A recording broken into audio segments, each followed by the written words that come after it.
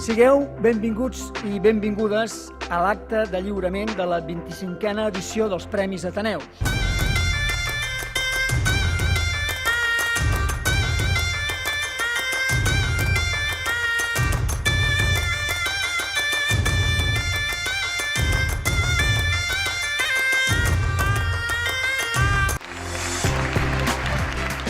El que realment trobem important d'aquests premis és la capacitat que tenen de fer que moltes entitats valorin elles mateixes allò que fan i que vegin que té la suficient qualitat com per ser presentat en un certamen nacional d'aquestes característiques. Entre tots hem de treballar de forma conjunta per explicar allò que fem i allò que som.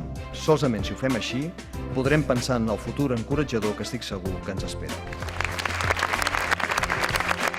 Us encoratjo, com a govern del país, a continuar treballant conjuntament, evidentment, això sí, amb valors que ens defineixen a tots plegats, com són el respecte, com són la igualtat, com són el civisme, com és la solidaritat i com és, per sobre de tot i profundament, la democràcia.